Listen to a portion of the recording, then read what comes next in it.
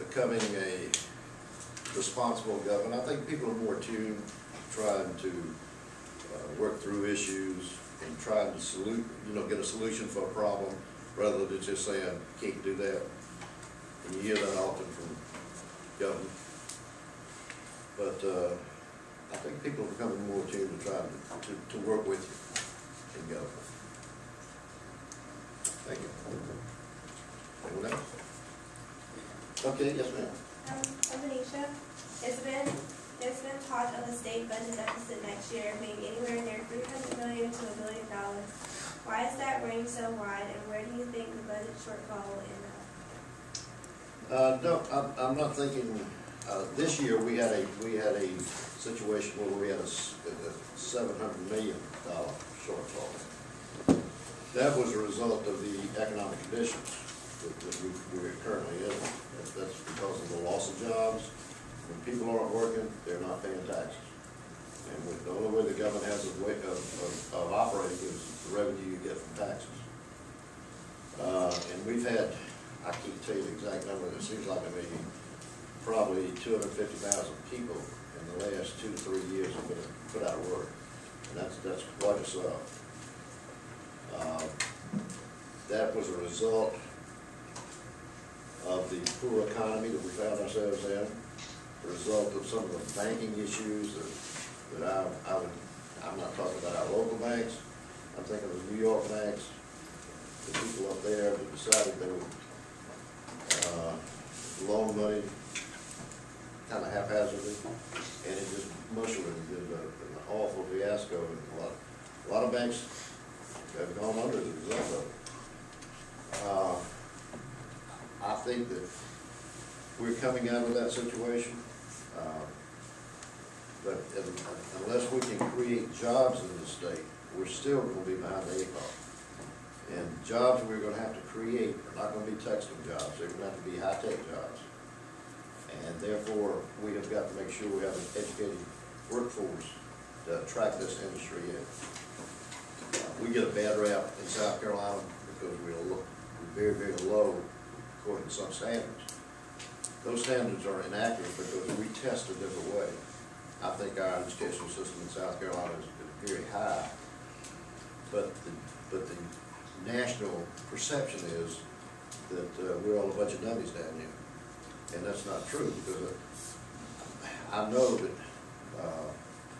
in my area, you young folks are very attentive and listening. I think that our children are doing a great job, and I think our teachers do a great job. You get a bad rap for some of the things that they're not responsible for.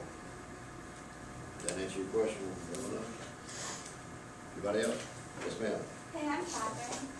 Why is so much budgeting done by provisors that don't get the same public focus as the main budget bill? Aren't provisors really a cunning way to slip pet projects into the budget? Yeah, you're right, they are. A lot of pet projects have been put into provisos. I think, again, since we have so much less money to work with, that you won't see as many provisos, or probably any provisos, going into the budget in the future.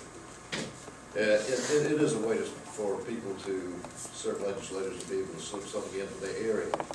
And it's a lot easier to do it that way than to have it up for debate, because, for instance, if I wanted to put in $200,000 for something in Greenwood, and I had to debate on it, then every other senator in the room would want $200,000 for their area, so it wouldn't go anywhere. If you get a proviso, nobody catches it. It goes into law. So I think that's going to, you see a lot of reduction of that. Yes, ma'am. I'm Taylor.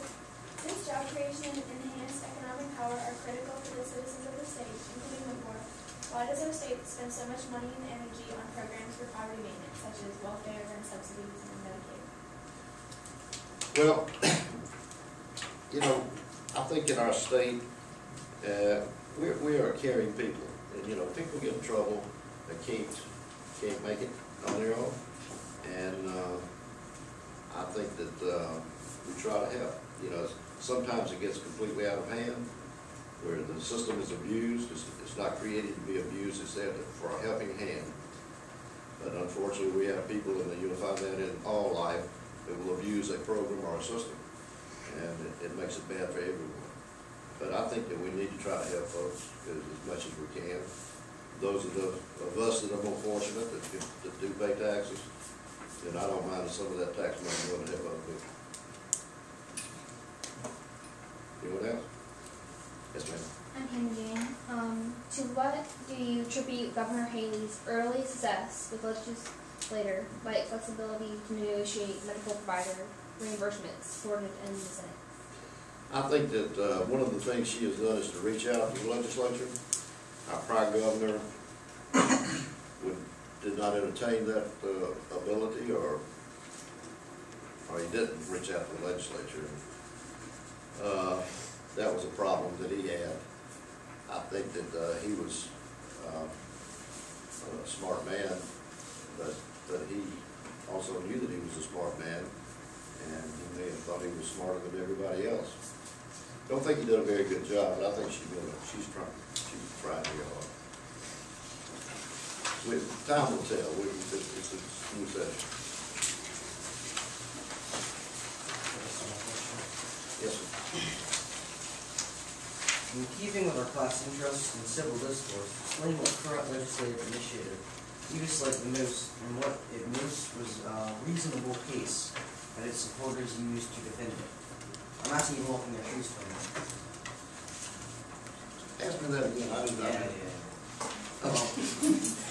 Yes, sir. Yes, sir. In keeping with our class interests in civil discourse, explain what current legislative initiative you dislike the most and what is the most reasonable case that its supporters used to defend it, if that makes any sense. Well, there's some legislation that comes before us that I don't think.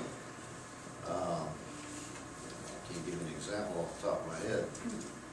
The people that supported the immigration bill, what was their best argument for it? Then it was costing the state too much money, education, and for hospitals. That was the big case. And also that they were taking jobs away from legal Americans. I don't buy that altogether. I particularly taking jobs away from Americans because my business, we work dispatch, and of course we verify everybody that comes. And for the most part, that I found that they're very family oriented, work hard. I don't have a problem. But we can't allow our country to be overrun by people that are illegal. And what we should do at the national level, it should have been done years ago, is close the border. And you know, whatever it takes to close the border, we should do it. And we can't do anything about 12 million to 14 million illegals in the country. We can do something, but we don't have the money to do it. It sounds simple to say, send them all back. You can't even, you couldn't even pick them up in housing. You know, there's no way. With all the crime and stuff that we've got going on in the country, that we're going to worry about using those resources to run out and get immigrants to try to send them back. We're going to have transportation to send them back. It costs money to do all this stuff. People don't take that into consideration. They listen to radio programs, and it's real simple. It's not that simple, because you've got to, you just can't. That'd be like Hitler, you know, rounding up people and putting them in a concentration camp. We're not going to do that. I hope we're not. Answer your question or no? Yeah, I guess so. Okay. Thank you.